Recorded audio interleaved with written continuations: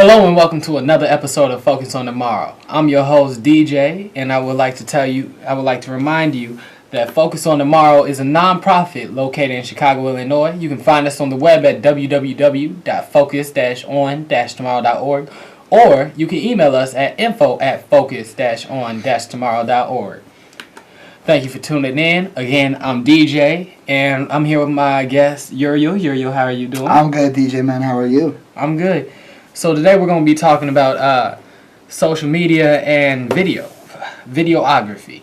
Cool. I would like to start off with my first questions. Uriel, why don't you start by telling us a little bit about what you do? So what I do is I do some freelancing on the side prior to my other job, which is a nonprofit that I work with, which is Focus on Tomorrow.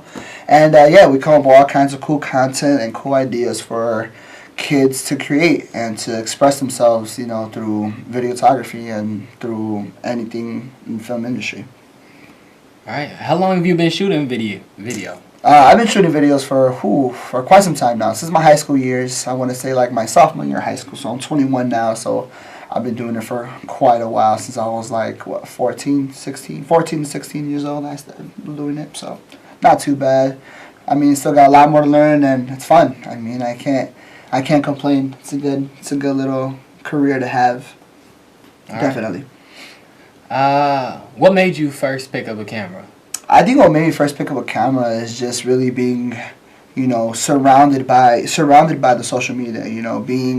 Having the fact that you've been watching TV all my life, been playing video games. I've been, looking at music videos and YouTube videos, and I liked it.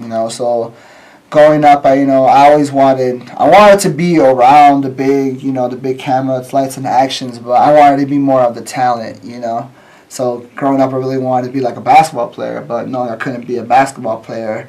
I just decided to do, the broadcasting side of it. So I decided I wanted to be a sports broadcaster, but then as I did that, I just got way more into film, and yeah, I think it went out from there. Really, sports is what really started it off, though. Really, I think, definitely sports is what really brought my ideas to, film and video. But then you also had food, music, and all kinds of other things.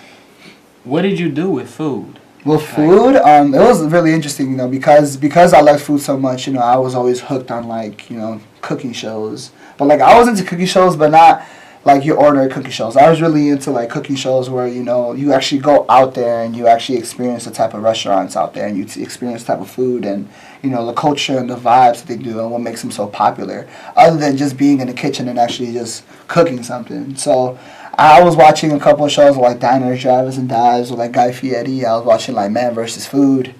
All these crazy cool little diner dash pilots that they showed, and doing that, I just took that kind of knowledge and took that kind of food skills, and I just, tagged it along to all my high school work. So one of the projects we did for high school, we had to do a how-to video. So with that how-to video, it was basically showing everyone how to do something, how to make a sandwich, how to tie your shoes, how to do something. So with the creativity that we did is we decided how to do a guacamole.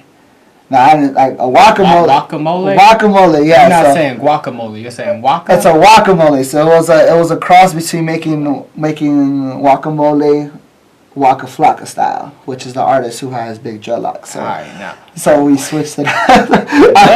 Yeah. So what we did was we did a how-to video. So like I said, we decided to make a guacamole. So we had someone dressed up as Waka Flocka, the artist, and he was sitting there and he literally gave out a cooking show of how to make guacamole. So literally we had the key ingredients. So you had the cilantro, you had the onions, you had the avocado, you had all that shown just exactly how you would see in the cooking show, and we improvised that all inside. And we mixed it together, and it turned out really great. A lot of people loved it. Now, what did doing these cooking shows make you hungry, or? Yeah, it really did make me hungry. Yeah, of course it made you hungry. But not only that, but I think doing those kind of cooking shows, I think it really brings your creativity, brings your experience of what you like, because food is everything, right? Food is life. I mean, I could eat for days. I could eat for as long as I could possibly think of. So improvising that type of creativity with food is always a good idea. And then even when I started here and Focus on Tomorrow, my first episode was a food show. So, and that was quite an experience. All right. Why are you so passionate about shooting video? I'm so passionate about shooting video because I think video is everywhere, man. I mean, look what we're doing now. Videography is everywhere. I think without any kind of cinematography, videography, I mean, the world wouldn't be anywhere, and we wouldn't have as much knowledge as we would have now. And honestly, I love it because I just want to be part of the culture. I want to be part of the movement. I want to be able to inform people in all kinds of crazy ways, and I want to show my talent within this videography. And pretty soon the whole world is already going to be based off on videography already, and pretty soon it's going to be run by it probably, depending on the situation, So the fact that I'm in this field now is just giving me a better opportunity for the future. Yeah, all right. What's your most favorite video? What's the favorite video that you've made? The favorite video that I've made was actually my first video that I just did now, because I've just started my own company called Jetman Productions, and the first video I did was basically documentations of my neighborhood in Bryant Park, and I grabbed all kinds of cool shots and cool, different locations within my neighborhood, and I put it all together in a piece, and yeah, I showed it to everybody, and they loved it. I mean, after 2 days, I already had over like 100 views, so it's pretty cool. It's not too bad, you know what I mean? And that's only a start for where I'm going and want to express some more. So I think that video is probably my favorite because, it's where I'm from, it's who I am, and it really shows a lot of emotion in that video. And yeah, it's really good to show it to the world, especially now because, how the city is, all kinds of violence in different neighborhoods and, all kinds of drama. So the fact that I bring this kind of creativity in this video and I show all these kind of cool documentations of people and, people and the culture and the vibes, it just brings out some kind of warmth to people, and it just shows them that, my neighborhood is not just about gangs and shooting, but it's also beautiful, and it's also all kinds of things to look forward to and look at. All right, and the reason you made this video was because you wanted to show off the brightness of Chicago, or? Yeah, well, not the brightness of Chicago. I mean, Chicago is always going to be bright. People got to understand that. When it comes to the city, it's beautiful. It's great. It's extravagant. It's very touristy. So people love it, and I love it. And I'm just doing that so I can just show my part of the neighborhood. Where I'm from. And I think by showing that kind of documentation and showing that kind of film and videos, I think it expresses people, and not to be scared of where they're from. I mean, I'm from the Bryant Park neighborhood, and people could be from Inglewood, Pilsen area, little village, and there's so much beauty in each one of those neighborhoods. And within my neighborhood, I just wanted to show it, and there's still more to show. There's still more to come. All right. Who's your favorite videographer? My favorite videographer? There's a lot of my favorite videographers. For me to say I have a favorite though, I'm not too sure right now. If I really want to think about it, I could say my favorite director, probably like my movie director, probably like Quentin Tarantino. You know what I mean? I love him. But as far as like right now, my favorite videographer, I don't know. There's just so much people that I would love to work with and do film for. Within music and food and and dance and all that type of stuff. So I don't really have a favorite, but I think anyone who's willing to express their creativity and anyone who's willing to work with me and collab with me, I think they're my favorite. No matter what, because there's just so much talent out there. You can't have a favorite no more. Yeah, but who would you want to work with most? Who would I want to work with? It doesn't matter what. I mean, if I were to say who I want to work with, I would probably say who I want to shoot for. So there's a couple artists I want to shoot with, or I would definitely want to do that. Yeah, so if there's like a videographer I would want to shoot with, I don't want to shoot myself. Shoot myself, and whoever wants to work with me will work with me. But for me to say who's my favorite, who I want to work with, I don't have one right now, honestly. Yeah, but I mean, like, I'm talking about all forms of videography. There's Vine, YouTube, exactly, and that's exactly what I'm saying, man. Because like, I mean, I could tell you who I wanna film with or who I wanna work with, but there's just so many angles to get at stuff nowadays. You know what I mean? Like, I could do a video, I could do a little 3-4 minute video for someone, but nowadays people don't even want to do that no more. People want to see something shorter. You want like a 30-second, you want a 6-second video. So I'm not too sure who I want to work with, who's my favorite, because, I mean, it's a learning process for me still, and, like, if there's an opportunity for me for work with someone and anyone, I'll just do it, because I know for a fact that I'm that skilled, and I know I could provide great quality of work, and the person who wants to work with me will do the same, so great things will happen then. All right. Do you find the production industry to be profitable? Of course. I think it's profitable anyway, not just money, but knowledge, man. Knowledge and experience. I think when it comes to production, I think the experience is really the most important key. You know, because, you know, yeah, anyone can get paid for any kind of video, but the fact that you actually go out there, you know, you set up the dates, you set up the meetings, you set up the days of shooting, you put the hours in, and you actually go out there and you shoot is, I think, what makes the job 10 times better, you know? Because, I mean, why would you want to sit back on the desk all day and just type on the computer, you know what I mean, or just fill out paperwork, where I could actually just go to different cities and different places around the world and shoot for them, you know what I mean, and do all kinds of cool films and do all kinds of cool commercials, do anything within that criteria. And honestly, I think that's just the best way possible. All right.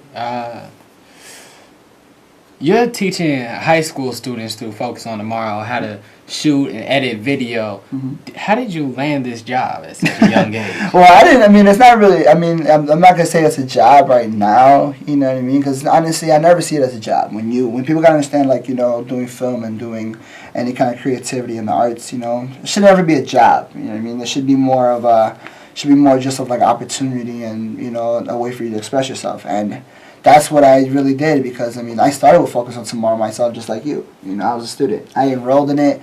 I was one of the first kids with Will in this program. So being one of the first kids, you know, we actually had the opportunity to stay. So, of course, me and another member of the program, we decided to stay the last couple of years. You know, even though we were done, we could have left. We could have just not even keep going to the internship every Saturdays that we used to have it. And, you know, I could have just gone about my business. But instead, I stood. You know, and me staying, I learned more, and me staying, I saw more kids, and by me staying, I actually had the opportunity to teach people, because, you know, with the experience of me working here and working with kids and coming every weekend and learning the new criteria and the new cameras, I just picked it up, and yeah, it worked really well in my benefit, because I'm really good with people and I could talk right, and that's just the best way to do it. And my example should be for anyone. If you're going to internship anywhere, you should really do your best at it. And just know that if you keep doing this internship, you might have a possibility of actually getting the job.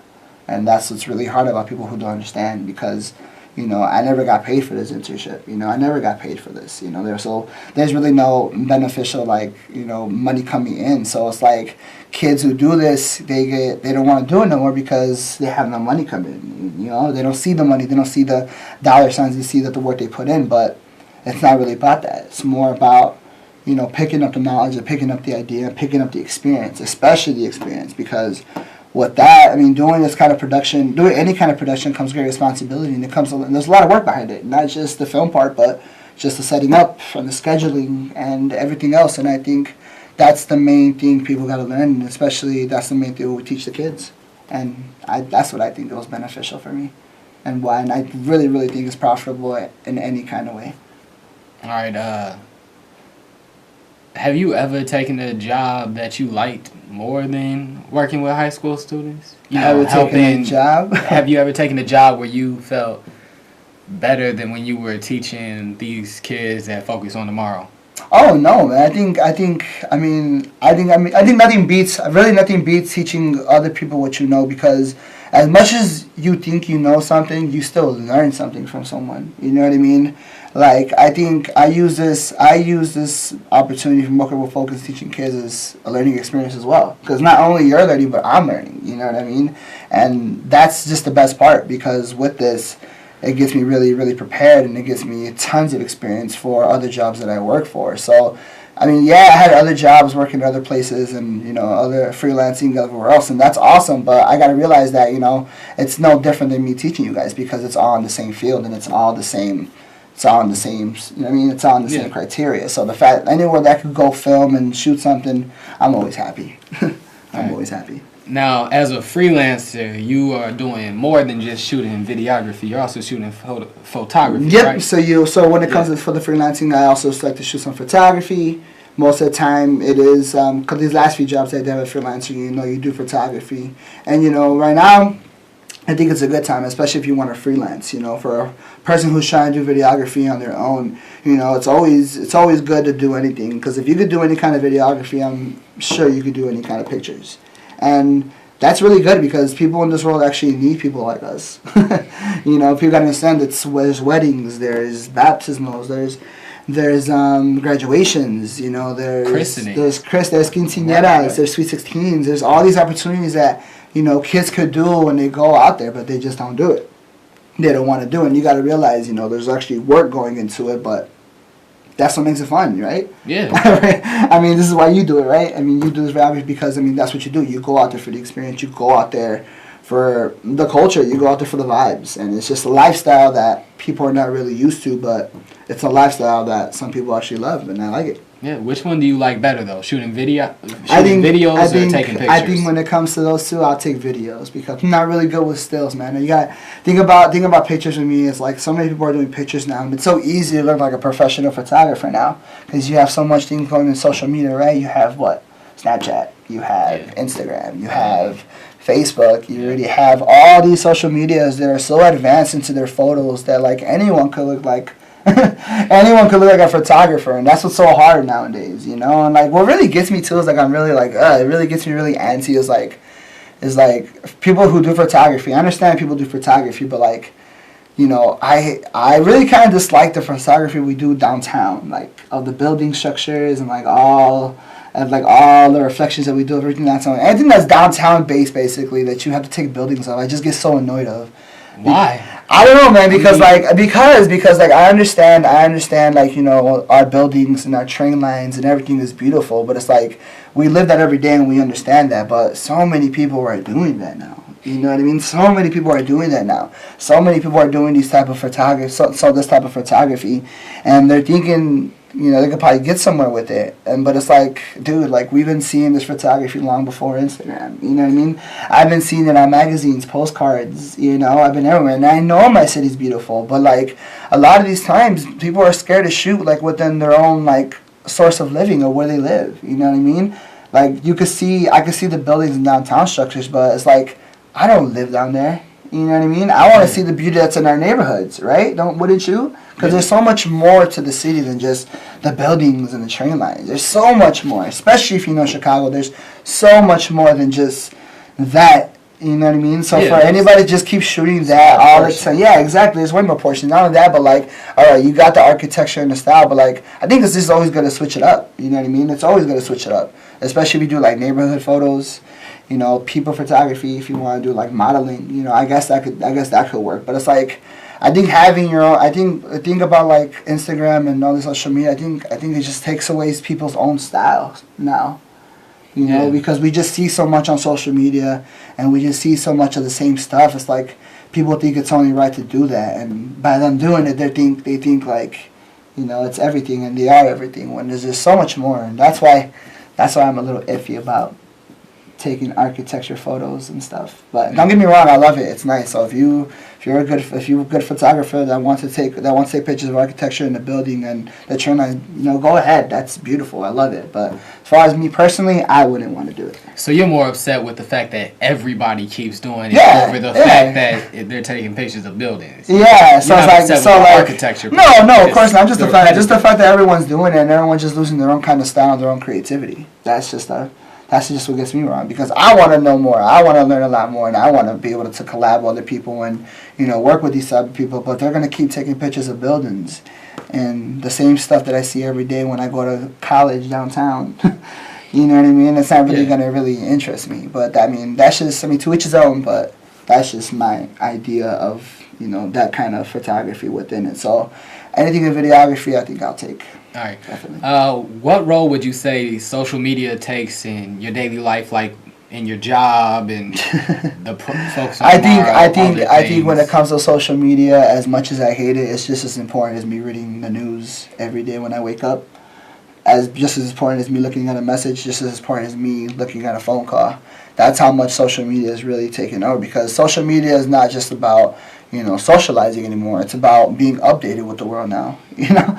I know for a fact it's about being updated with the world. If I don't know what's going on or what's the weather or what's the hottest thing right now or what's going on or what's the next TV show coming up today, I will easily go on my social media and I can find it. So it's like I think social media it takes a big toll, like all day basically around my life, and basically from the morning to the daytime I have to look at something to keep me updated, to look forward to. And even when you're bored sometimes you just scroll through it, right? Which is also weird, which is really weird. Find a funny video or something. Yeah, exactly. And especially now, like I said, because like videos are so fast now, so I can go through like 8 different videos in like 10 minutes. But right there. But as a freelancer, do you find social media being helpful for people to know Yeah. who you Oh, are? yeah. And Definitely, all these other definitely. things? I think social media could be key for anyone who really puts their mind to it and they want to get around to places and they want to know more things. Social media is where it's at, especially if you're a freelancer, and especially if you have if you're trying to get yourself out there, because social media is a window for you to show your creativity and to show basically your own portfolio without having to send it to them. You know what I mean? It's basically a way of showing your work. So the way you put I think the way you show yourself on social media and the way you hold yourself social and within any kind of social media really shows you as a person now. As much as you don't want to, whatever, you could scroll through someone's Facebook or someone's Instagram or someone's Facebook and you could easily just judge of a person now. As much as you hate it, you know what I mean? That's just the way it works now, and that's just the way it is, and that's just how people get some confused now. Definitely. So yeah, I think that's the way to do it, and that's the way I think it's beneficial for anybody, especially as a freelancer. All right. So, as a freelancer, what advice do you have for young people who are trying to get into the same line of work as you? Oh man, keep showing your work. You definitely want to keep showing your work. Don't be scared about other people's opinions. You're gonna get calls and you're gonna get fired. You know what I mean? You're gonna forget stuff.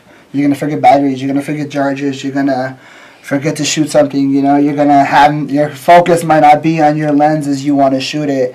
All these problems are gonna erupt as being part of this culture and part of this lifestyle of videography. So you got to understand that you're going to have to take those kind of blows, and you should know that you shouldn't be scared to express any kind of creativity you have, and just know that whatever work you put out there, people are watching. Doesn't matter if you got 1,000 views or 1 view, someone's watching your video out there, because once it's out there, and you can't take it back. And have confidence in yourself, and definitely contact people. If you want to work with people, definitely get their email, show them your work, send them your work, tell them you want to work with them, tell them how much you adore their work, tell them there's an opportunity coming up. Not only that, but there's so much opportunity for you to do your own freelancing, not just by getting hired, but think about it. We live in a city, right, of Chicago. Yeah. There's so many festivals. There's so many other nonprofits out there. There's so many all kinds of cool activities they do around the city that you can actually go up there and film. You know what I mean? There's so many. So the fact that you say, "Oh, I can't be a freelancer, I can't get hired," then that's just BS, because there's so much stuff out there that you could literally shoot. Literally, you could just go out there and shoot anything. So the best advice is go out there and film. Go out there and film. I don't care what people tell you. Film something. You want to film something. Photograph something. And always find something to do and always find something to film and put it together and enjoy it. Love it. It's your work. It's your creativity. And yeah. What's the biggest obstacle you've ever faced? Biggest obstacle I ever faced is tons of it, man. I mean, in your field of work, though. In my field of work, I mean, the biggest obstacle always is just getting the work done on time, being on time. I mean, it's still a learning process. I mean, for me especially, because I'm not one to say that I've been freelancing for a while, but there's a lot of obstacles when it comes to this. For me to say just one main one, no, because there's always an obstacle every time that I do any kind of film, whether it comes from scheduling, whether it comes from, filming it, whether it comes from editing it. There's always a challenge from it, but definitely the scheduling and the editing will probably be the biggest obstacle I ever faced from one of the videos. All right. Is there anything else you would like to add? Just follow your dreams. Follow Focus on Tomorrow. Have a good time, and yeah, just know that if you wanna freelance, if you wanna do any kind of videography, just go out there and shoot. Have some fun when you're doing it. Enjoy life, and you'll realize how much good things will come to you. All right. I would like to thank you, Uriel, for being on the show. Thank you, DJ. I would like to thank everybody for tuning in, and I would like to remind you that this is Focus on Tomorrow. Focus on Tomorrow is a nonprofit located in Chicago, Illinois. You can find us on the web at www.focus-on-tomorrow.org, or you can email us at info@focus-on-tomorrow.org. Thank you all for tuning in the show. I'm DJ, and I'll see you next time.